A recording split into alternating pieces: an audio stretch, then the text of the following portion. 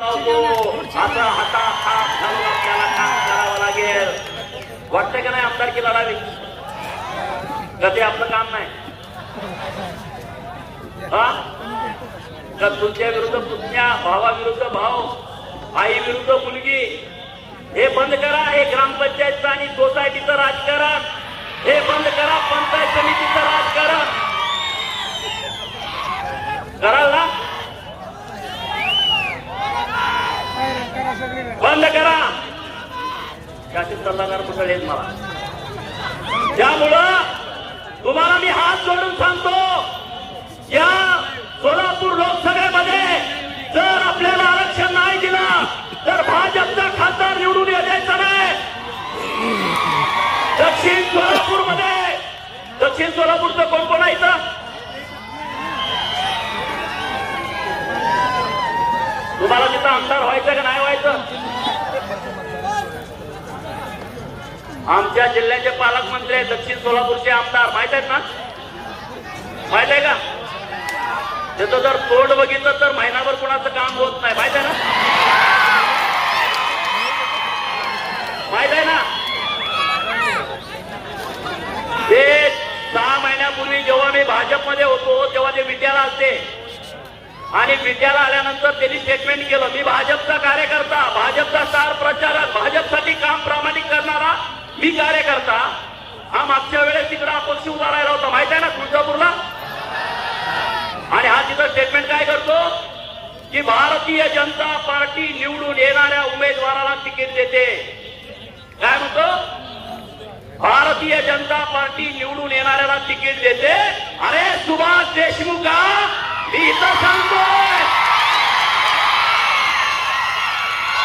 अरे मस्तवाल सुभाष देशमुख, मी तुझ्या सोलापूर जिल्ह्यात सांगतोय, भारतीय जनता पार्टी ज्याला तिकीट देते त्याला आम्ही गाडत असतो.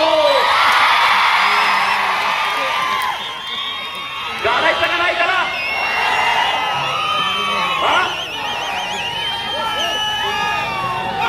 का माझं चुकतंय? अरे असे जे मस्तवाल या राज्यामध्ये आहेत, ते भ्रष्टाचारी आहेत, ते पैसे खातात, शासनाची लुबाडणूक करतात आणि या राज्यामध्ये स्वतःच्या पोळ्या भाजून घेतात. अशा लोकांच्या विरोधामध्ये ठामपणे उभं राहायला पाहिजे. पुढचा कार्यक्रम या सोलापूर जिल्ह्यातला दक्षिण सोलापूरला घ्यायचा आहे.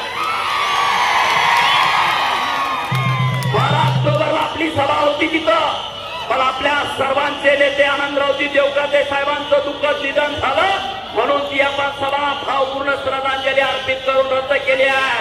पण आता ती आपल्याला शेवटची सभा तिथं घ्यायची आहे मित्रांनो. आणि तोपर्यंत हे आपण करत नाही. तुमचा उद्योग मूल्य दाखवा मित्रांनो. तुम्ही समजू नका अरे आपण शिकलो नाही, आपण आलाजी आहे, कोणतरी एज्युकेटेड असलं तर राजकारण करता येतं. डोक्यातनं काढून टाका.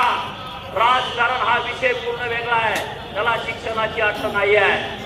त्याला डॉक्टर, इंजिनियर, वकील, प्राध्यापक, शिक्षक राजकारण करतात असा विषय होत नाही. एकदा मुंबईमध्ये काय झालं मित्रांनो, एक मोठी कंपनी आली होती जापनीज, आणि त्या कंपनीनं एक मोठा कारखाना उभा केला.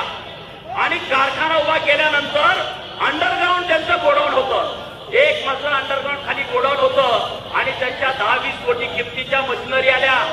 आणि मशिनरी आल्यानंतर त्या खाली सोडता येणार. जर त्या खाली सोडायचं म्हणलं तर मशिनरीला इजा व्हायची, नसेल तर त्या इमारतीला पाडायला लागायचं. आणि मग त्या कंपनीच्या लोकांनी